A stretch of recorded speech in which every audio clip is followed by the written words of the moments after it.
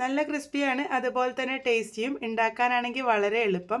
ഇതുണ്ടാക്കിയിരിക്കുന്നത് ചെറുപയർ പരിപ്പ് ഉപയോഗിച്ചിട്ടാണ്. ആദ്യം തന്നെ ഒരു പാത്രത്തിലേക്ക് 1/2 കപ്പ് ചെറുപയർ എടുത്തിട്ടുണ്ട്. നല്ലപോലെ കഴുകിയെടുത്തതിന് ശേഷം ഇളം ചൂടായിട്ടുള്ള വെള്ളം ഒഴിച്ചു കൊടുത്തിട്ടുണ്ട്. 2 മണിക്കൂർ നേരത്തേക്ക് ഇതൊന്ന് സോക്ക് ചെയ്യാൻ വേണ്ടി വെക്കാം.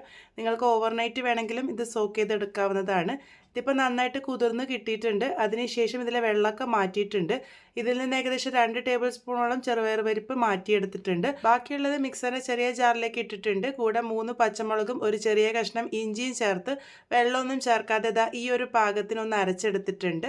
അതിനുശേഷം ഇതിലേക്ക് 2 കപ്പ് ഗോതമ്പ് പൊടി ചേർത്തിട്ടുണ്ട്. നമ്മൾ നേരത്തെ മാറ്റി വെച്ചിരിക്കുന്ന ചെറുപയർ പരിപ്പും കൂടെ ചേർത്ത് കൊടുക്കാം. ഇതിലേക്ക് ആവശ്യത്തിന് ഉപ്പും കൂടെ തന്നെ 1/4 ടീസ്പൂൺ മഞ്ഞൾപ്പൊടി, 1 ടീസ്പൂൺ മുളക് പൊടി, 3/4 ടീസ്പൂൺ ഗരം മസാല, 1/2 ടീസ്പൂൺ ജീരകത്തിൻ്റെ പൊടിയും, 3/4 ടീസ്പൂണോളം ചാട്ട് മസാലയും, 1/4 ടീസ്പൂൺ കുരുമുളക് പൊടിയും, നല്ലൊരു കളറിനായിട്ട് 1/2 ടീസ്പൂൺ കാശ്മീരി ചില്ലി പൗഡറും ചേർത്തിട്ടുണ്ട്.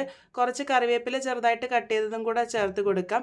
ചേർത്ത് കൊടുത്തിരിക്കുന്ന മസാലപ്പൊടികളിൽ മാറ്റം വരുത്താട്ടോ, നിങ്ങളുടെ ഇഷ്ടാനുസരണം ചേർക്കാവുന്നതാണ്. ഇനി ഇതിലേക്ക് 1 ടീസ്പൂൺ നെയ്യും കൂടെ ചേർത്ത് നല്ലപോലെ തന്നെ ഒന്ന് മിക്സ് ചെയ്തെടുക്കാം. നെയ്ക്ക് പകരം എണ്ണ വേണമെങ്കിൽ ഉപയോഗിക്കാവുന്നതാണ്. ആദ്യം നല്ലപോലെ മിക്സ് ചെയ്തെടുത്തതിന് ശേഷം ഇതിലേക്ക് 1/2 ടീസ്പൂൺ അയമോദകം കൂടെ ചേർക്കുന്നുണ്ട്. അത് കയ്യിൽ വെച്ച് ചെറുതായിട്ട് ക്രഷ് ചെയ്തിട്ട് വേണം ചേർത്ത് കൊടുക്കാൻ വേണ്ടിയിട്ട്. ഇഷ്ടമില്ലാന്നുണ്ടെങ്കിൽ ഒഴിവാക്കിയാലും കുഴപ്പമൊന്നുമില്ല.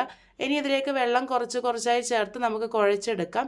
വെള്ളം ആവശ്യത്തിന് മാത്രം ചേർത്താൽ മതി. ഏകദേശം 1/4 കപ്പോളം വെള്ളം മാത്രമേ ആവശ്യമായിട്ട് വരുള്ളൂ. ഈ ഒരു രീതിക്ക് സോഫ്റ്റ് ആയിട്ടുള്ള കൂട്ടാണ് തയ്യാറാക്കി എടുക്കേണ്ടത്. ഒരുപാട് സോഫ്റ്റായി പോകരുത്, നമുക്ക് പരത്തിയെടുക്കാൻ ബുദ്ധിമുട്ടായിരിക്കും. ഇനി ഇതിൽ നിന്നും ഒരു അത്യാവശ്യം വലുപ്പമുള്ള ഉരുളി എടുത്തതിന് ശേഷം കുറച്ച് ഗോതമ്പ് പൊടി ഡസ്റ്റ് ചെയ്ത് നമുക്ക് പരത്തിയെടുക്കാം. ഇത് ഒരുപാട് തിന്നായിട്ട് പരത്തിയെടുക്കാൻ പറ്റില്ല, കാരണം ആ ഒരു ചെറുപയർ പരിപ്പൊക്കെ ഉള്ളതുകൊണ്ട് പറ്റാവുന്നത്രയും നേർത്ത് തന്നെ പരത്തിയെടുത്തിട്ടുണ്ട്. ഇതുപോലെ പരത്തിയെടുത്തതിന് ശേഷം ഇതിലേക്ക് ഒന്ന് ചെറുതായിട്ട് കുത്തി കൊടുക്കാം. ഇതുപോലെ കുത്തി കൊടുക്കാതിരുന്ന് കഴിഞ്ഞാൽ ഇത് എണ്ണയിലിട്ട് ഫ്രൈ ചെയ്യുമ്പോൾ പൂരി പോലെ പൊങ്ങി വരും. അപ്പോൾ അത് നല്ല ക്രിസ്പി ആയിട്ട് കിട്ടില്ല. അതിനാണ് ഇതുപോലെ ചെയ്തെടുക്കുന്നത്. അതിനുശേഷം ഇത് ഇഷ്ടമുള്ള ഷേപ്പിലേക്ക് കട്ട് ചെയ്തെടുക്കാം. ഞാനിതുപോലെ റൗണ്ട് കുക്കി കട്ടർ ഉപയോഗിച്ചാണ് കട്ട് ചെയ്തെടുക്കുന്നത്. ഇത് ഈ ഒരു ഷേപ്പ് തന്നെ കൊടുക്കണം എന്നൊന്നുമില്ല, നിങ്ങൾക്ക് ഇഷ്ടമുള്ള ഏത് ഷേപ്പ് വേണമെങ്കിലും കൊടുക്കാവുന്നതാണ്.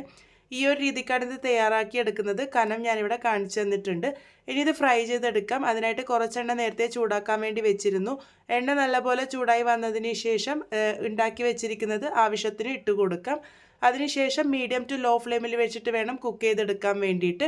കുറച്ച് സമയം കഴിയുമ്പോഴേക്കും ഒരു ഭാഗം നന്നായിട്ട് ഫ്രൈ ആയിട്ട് വരും. അപ്പോൾ നമുക്ക് തിരിച്ച് മറിച്ചൊക്കെ ഇട്ട് 2 ഭാഗവും നല്ലൊരു ഗോൾഡൻ ബ്രൗൺ കളർ ആകുന്നത് വരെ മീഡിയം ടു ലോ ഫ്ലെയിമിൽ വെച്ചിട്ട് കുക്ക് ചെയ്തെടുക്കുക. ഒരുപാട് ഹൈ ഫ്ലെയിമിൽ വെക്കരുത്, കളർ മാത്രമേ മാറുള്ളൂ, ഉള്ളോളം ക്രിസ്പി ആയിട്ട് കിട്ടില്ല. ഇതിപ്പോൾ പാകത്തിൽ റെഡി ആയിട്ടുണ്ട്. നല്ല ടേസ്റ്റി ആയിട്ടുള്ള പ്രോട്ടീൻ റിച്ച് ആയിട്ടുള്ള നമ്മളുടെ സ്നാക്ക് ഇവിടെ റെഡി ആയിട്ടുണ്ട്. എന്തായാലും ട്രൈ ചെയ്ത് നോക്കൂ, കുട്ടികൾക്കൊക്കെ ഒരുപാട് ഇഷ്ടമാവും.